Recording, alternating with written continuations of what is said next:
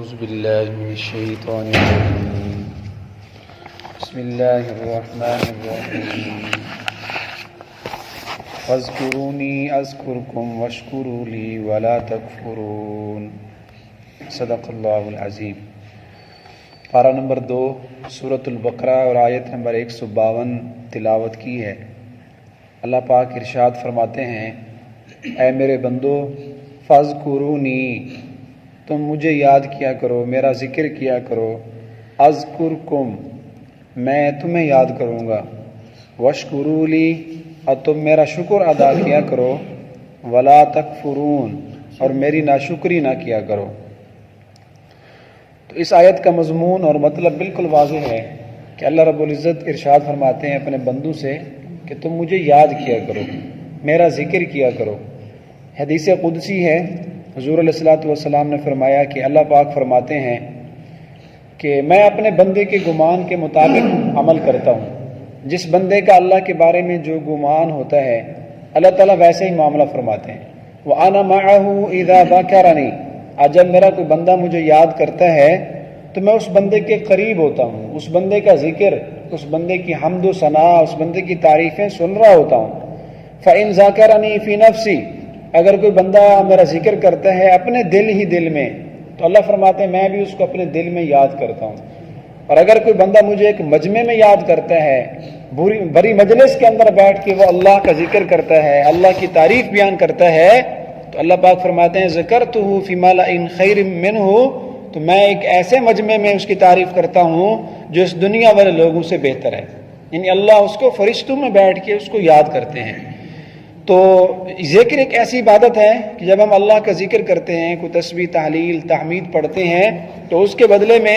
اللہ ہمیں بھی یاد فرماتے ہیں کہ اللہ پاک فرشتوں میں یہ ذکر کرتے ہیں، اعلان کرتے ہیں کہ آج فلاں بن فلاں نے زمین کے فلاں کونے پر بیٹھ کر میرا ذکر کیا ہے، دیکھو میری تسبیح پڑھ رہا ہے، دیکھو وہ سبحان اللہ پڑھ رہا ہے، دیکھو وہ بندہ بیٹھ کے لا الہ الا اللہ پڑھ رہا ہے۔ تو ہم اس کو زمین میں یاد کر رہے ہوتے ہیں اللہ پاک کو، تو اللہ ہمارا نام فرشتوں میں لے رہے ہوتے ہیں۔ کتنی بڑی سعادت کی بات ہے کہ جس بندے کا نام خود اللہ کی ذات لے۔ اگر دنیا کا کوئی ایک امیر آدمی ہو، کوئی وزیر ہو، کوئی بڑا عہدے والا ہو، وہ کسی بندے کا نام لے لے، بالخصوص اگر کہیں میڈیا میں ٹیلی ویژن پر اس کا نام لے لیا جائے تو بندہ پھولے نہیں سماتا کہ آج تو صدر نے، آج تو وزیر اعظم نے میرا نام لے لیا، تو اپنی بڑی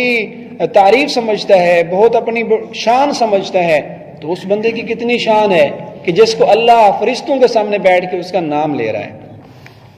اور یہ جو ذکر والی عبادت ہے اس کے بارے میں اللہ پاک نے فرمایا والا ذکر اللہ اکبر، فرمایا یہ ذکر یہ سب سے بڑی چیز ہے، سب سے بڑی چیز ہے، اس سے بڑھ کر اور کوئی عبادت نہیں ہے۔ دیکھیں باقی جتنے بھی عبادات ہیں نا، ان میں اللہ پاک نے اور بھی شرطیں لگائی ہیں۔ نماز، اس کے لیے وضو ضروری ہے، اس کے لیے مسجد میں آنا، جماعت کے ساتھ نماز پڑھنا،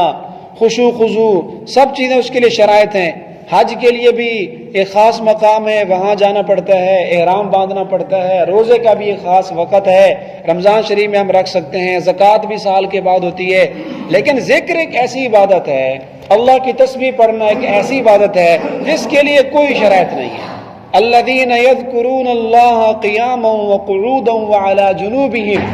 اللہ پاک فرماتے ہیں جو میرے نیک بندے ہوتے ہیں نا، تو وہ میرا ذکر کرتے ہیں کھڑے ہونے کی حالت میں بھی، بیٹھنے کی حالت میں بھی، اپنے پہلو پر لیٹ کر، رضائی کے اندر سوتے ہوئے، چارپائی کے اوپر، گاڑی میں بیٹھے ہوئے، اپنی دکان پر بیٹھے ہوئے، جہاں بھی جس وقت ٹائم ملے ذکر کرتے رہو۔ اس کے لیے وضو بھی شرط نہیں ہے کہ اگر وضو ہو تو پھر آپ ذکر کر سکتے ہیں، اگر آپ بغیر وضو کے ہوں، جنابت کی حالت میں نہ ہوں، تو بغیر وضو کے بھی تسبیح لے کر اللہ کا ذکر کر سکتے ہیں، اللہ کا نام لے سکتے ہیں، اور تسبیح، تحلیل، تحمید، یہ سارے ذکر ہم کر سکتے ہیں۔ تو ذکر کے لیے کوئی شرائط نہیں ہے، بلکہ ذکر میں سے جو خاص طور پہ یہ درود شریف ہے نا، درود شریف کے بارے میں لکھا ہے کہ جو بندہ یہ درود والی دعا پڑھ رہا ہے، یہ درود شریف خود ایک مستقل دعا بھی ہے، تو یہ تو اللہ رد نہیں کرتے، اس لیے کہ اس درود میں بندہ اللہ کے حبیب کے لیے دعا کر رہا ہوتا ہے، اور یہ نہیں ہو سکتا کہ بندہ اللہ کے حبیب کے لیے، اللہ کے نبی کے لیے دعا کرے اور اللہ اس کی دعا قبول نہ کرے۔ تو درود پاک والی دعا یہ تو ہر حال میں قبول ہوتی ہے۔ لکھا ہے کہ ایک مرتبہ صحابہ کرام کی ایک جماعت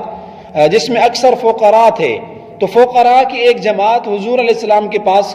امیر لوگوں کا شکوہ لے کر آئے، امیر لوگوں کی شکایت کرنے کے لیے آئے، اور اس جماعت میں جناب ابو الدرداء رضی اللہ تعالیٰ عنہ، جناب ابو ذر رضی اللہ تعالیٰ عنہ، سلمان فارسی، ابو ہریرہ رضی اللہ عنہم، یہ صحابہ کرام حضور کے پاس آئے اور عمراء کی، اغنیاء کی شکایت کر رہے تھے۔ تو شکایت اس بات کی نہیں تھی، عمراء کون تھے؟ جناب ابو بکر صدیق رضی اللہ تعالیٰ عنہ، حضرت عبد الرحمن ابن عوف رضی اللہ تعالیٰ عنہ۔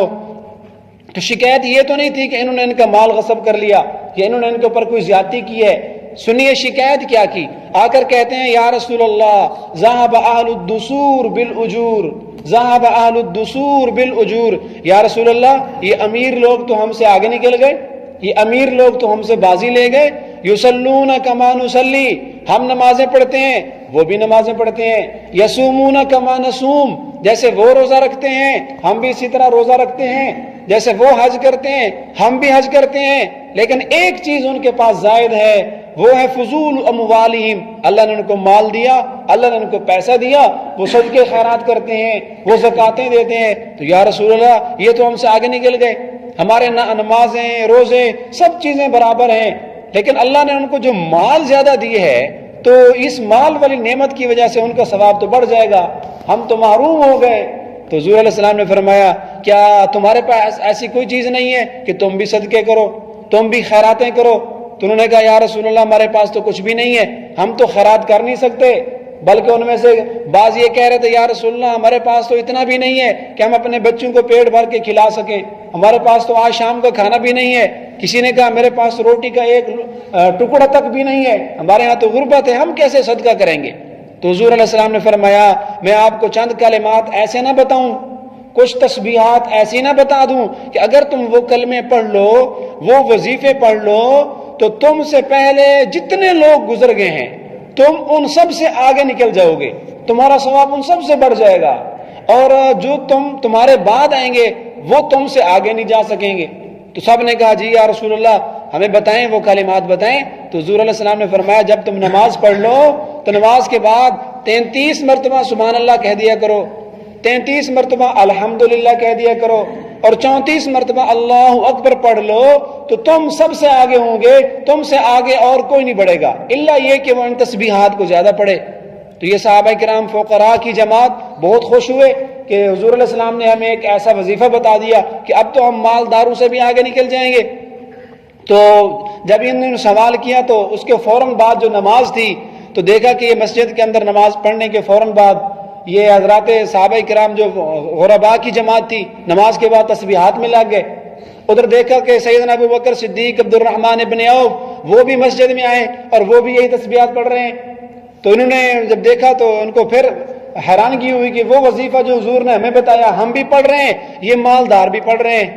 دوبارہ حضور علیہ السلام کے پاس آئے، یا رسول اللہ وہ وظیفے جو آپ نے ہمیں بتائے وہ تو مالدار بھی پڑھ رہے ہیں، امیر لوگ بھی پڑھ رہے ہیں، وہ تو پھر ہم سے آگے نکل گئے۔ تو حضور نے فرمایا ذالک فضل اللہ یؤتیہ من یشاء، فرمایا یہ تو اللہ کا فضل ہے، اللہ جسے چاہتا ہے دے دیتا ہے۔ تو اللہ نے ان مالداروں کو مال دیا، وہ اللہ کے راستے میں بھی خرچ کر رہے ہیں اور ساتھ ساتھ تسبیحات بھی پڑھ رہے ہیں، تم اس کا مقابلہ نہیں کر سکتے۔ تو دیکھیں ہم ان تسبیحات کی برکت سے، صدقات کی برکت سے، اور اسی طرح سبحان اللہ کی برکت سے ان لوگوں کے ساتھ ثواب میں مل سکتے ہیں جو کروڑوں کھربوں اللہ کے راستے میں خرچ کرتے ہیں، تو ہمیں صدقے کا ثواب ملتا ہے۔ حضور علیہ الصلوۃ والسلام جب اپنے جد امجد حضرت ابراہیم علیہ السلام سے ملے، ان سے ملاقات ہوئی معراج کے موقع پہ، تو ابراہیم علیہ السلام نے فرمایا تھا اپنی امت کو میرا سلام دے دینا، اے بیٹے اپنی امت کو میرا سلام دینا اور ان کو یہ بتا دینا کہ وہ جنت جو اللہ نے آپ کے لیے تیار کی ہوئی ہے انہا قیعان، وہ تو ایک چٹیل میدان ہے، وہ تو ایک خالی پلاٹ ہے، اور اس کے جو پودے ہیں اس میں جو تم نے بوٹے لگانے ہیں وہ تم نے خود لگانے ہیں، وہ بوٹے اور پودے وہ سبحان اللہ ہیں، وہ الحمدللہ ہے، وہ لا الہ الا اللہ کے بوٹے ہیں۔ ایک مرتبہ حضور علیہ السلام تشریف لے کے جا رہے تھے، دیکھا ایک صحابی کو پودے لگا رہا تھا، تو حضور نے جب اس کو دیکھا اور فرمایا کیا کر رہے ہو؟ یا رسول اللہ پودے لگا رہا ہوں، اس کا پھل کھاؤں گا، میری نسل اولاد اس کا بعد میں پھل کھاتی رہے گی۔ تو حضور نے فرمایا میں ان بوٹوں سے زیادہ اچھے بوٹے تمہیں نہ بتاؤں، ان پودوں اور درختوں سے زیادہ اچھے اور بہتر درخت نہ بتاؤں آپ کو؟ تو فرمایا جی یا رسول اللہ ضرور بتائیں۔ تو فرمایا کہ وہ بوٹے سبحان اللہ کے ہیں. جب بندہ ایک مرتبہ سبحان اللہ کہتا ہے تو جنت کے اندر ایک درخت لگا دیا جاتا ہے. وہ پودے اور درخت وہ الحمدللہ کی ہیں. تو اس طرح یہ جو ہم ذکر اذکار کر رہے ہوتے ہیں اس سے ہماری اخروی ترقی ہو رہی ہوتی ہے. ہماری جنت کے اندر اللہ تعالیٰ بوٹے پودے باغات لگا رہے ہوتے ہیں. اور ذکر جیسا کہ میں نے بتایا اکبر ہر چیز سے بڑا ہے, تمام عبادات سے بڑھ کر ہے. اس کی وجہ ایک علماء نے یہ بھی لکھی ہے کہ نماز سے بڑھ کر ہے, اس لیے کہ نماز اس میں ذکر ہے, حج اس میں بھی ذکر ہے, روزہ افطاری کے وقت اس میں بھی ذکر ہے. تو جتنی بھی عبادات ہیں کوئی عبادت ایسی نہیں ہے جس کے اندر ذکر نہ ہو. اس لیے اللہ پاک نے جا بجا فرمایا اذکروا اللہ ذکرا کثیرا, کہ میرا تم بہت زیادہ ذکر کرو, بہت زیادہ. وسبحوا بکرۃ واصیلا, صبح بھی کرو شام کو بھی کرو, چلتے پھرتے ہر وقت. ایک صحابی آ کر کہنے لگا یا رسول اللہ ان شعائر الاسلام قد کثرت, یا رسول اللہ اسلام کے احکامات تو بہت ہیں میرے اوپر, حج بھی ہے, روزہ بھی ہے, زکوٰۃ بھی ہے, بہت سارے شعائر اسلام ہیں, تو مجھے آپ کوئی ایسی چیز بتا دیں کہ جو اس کو میں اپنے اوپر لازم کر لوں, مجھے کوئی ایسا عمل بتا دیں کہ جس کے ساتھ میں اللہ کا قرب پالوں. تو حضور علیہ السلام نے فرمایا لا یزال لسانک رطبا من ذکر اللہ, فرمایا میرے پیارے تیری زبان اللہ کے ذکر سے ہمیشہ تر رہے, کبھی بھی تیری زبان سے اللہ کی یاد نہ چھوٹے, اللہ کی یاد میں ذکر میں کبھی سستی نہ کر. موسیٰ علیہ السلام نے اللہ سے عرض کیا یا رسول اللہ مجھے کوئی ایک ایسا وظیفہ بتائیں, ایک ایسا عمل بتائیں جو آج تک آپ نے کسی کو نہ بتایا ہو, اس کے ذریعے میں آپ کا قرب حاصل کر لوں.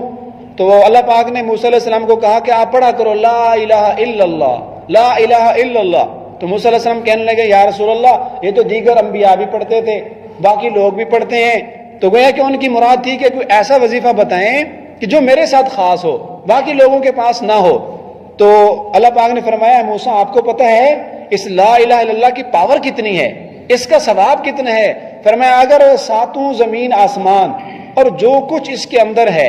اور ساتوں زمینیں اور جو کچھ اس کے اندر ہے, اگر ترازو کے ایک پلڑے میں رکھ دیے جائیں اور دوسرے کے اندر لا الہ الا اللہ رکھ دیا جائے, فرمایا ارجحت و اثقلت, تو یہ پلڑا بھاری ہو جائے گا, یہ پلڑا جھک جائے گا. تو لا الہ الا اللہ بظاہر چھوٹا سا کلمہ ہے, ایک منٹ کے اندر ہم سینکڑوں مرتبہ پڑھ سکتے ہیں, لیکن یہ چھوٹا سا کلمہ ساتوں زمین آسمان سے سب سے بھی زیادہ وزنی اور بڑھ کے ہے. اور جو گزشتہ انبیاء کرام گزرے ہیں یا اللہ کے جو اولیاء گزرے ہیں, اگر ان کی ہسٹری آدمی پڑھ کر دیکھے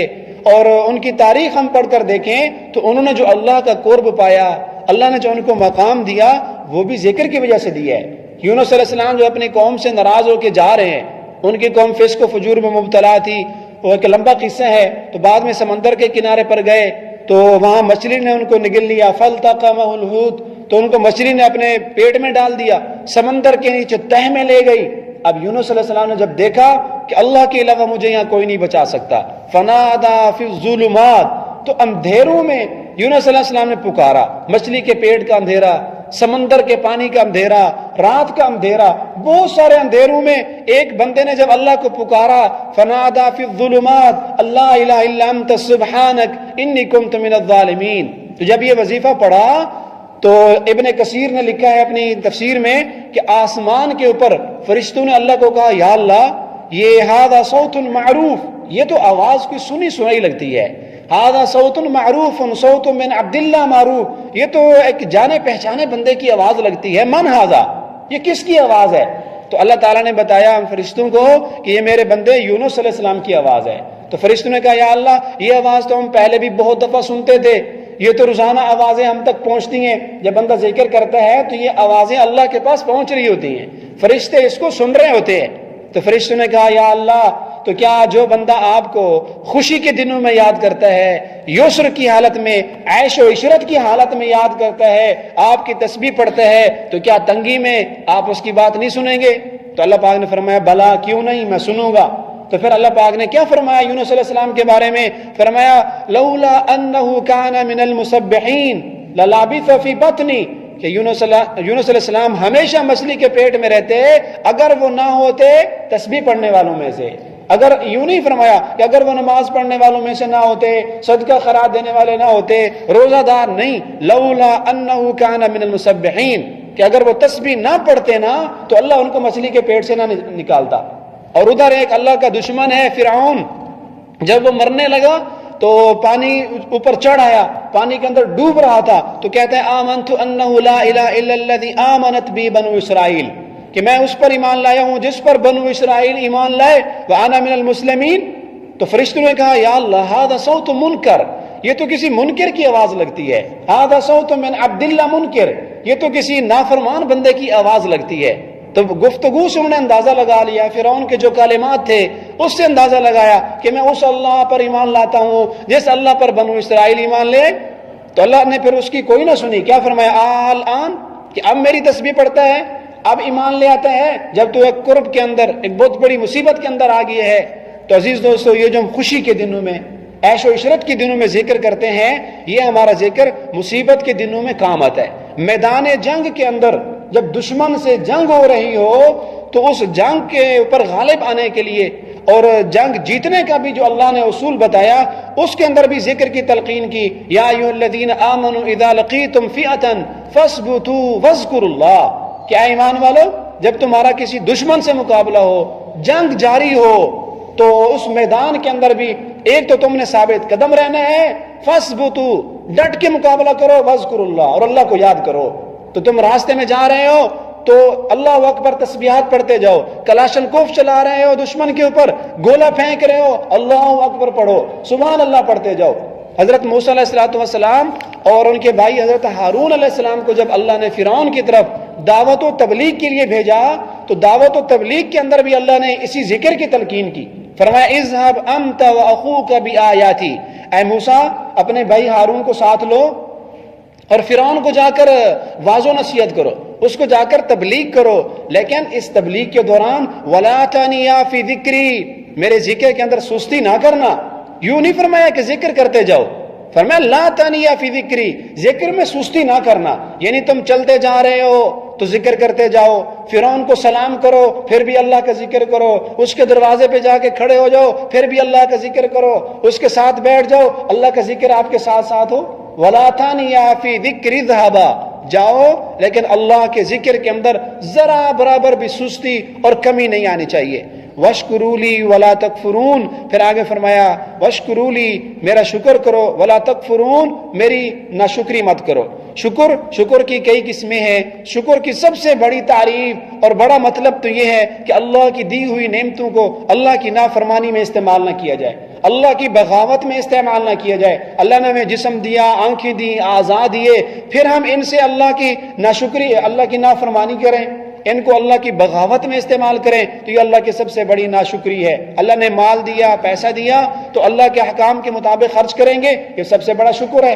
تو شکر ایک تو زبان سے ہوتا ہے، الحمدللہ الحمدللہ کہنا، اپنی زبان میں کہنا یا اللہ تیرا شکر ہے، اور ایک شکر بالارکان ہوتا ہے، یہ جو ہم نماز پڑھتے ہیں یہ اللہ کا شکر ہے، قرآن پڑھ رہے ہیں یہ بھی اللہ کا شکر ہے، تسبیحات پڑھ رہے ہیں اس میں بھی اللہ کا ہم شکر ادا کر رہے ہیں۔ تو شکر اعضاء سے بھی ہوتا ہے،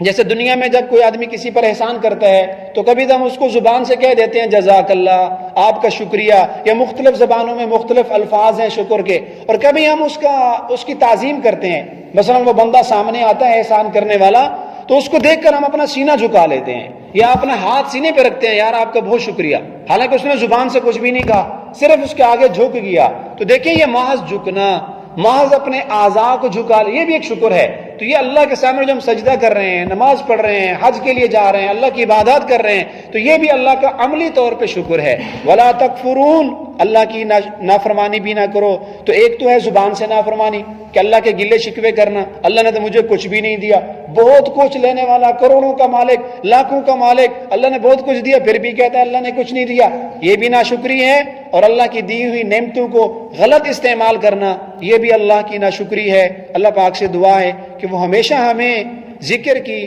اور شکر کی توفیق عطا فرمائے۔ وما علینا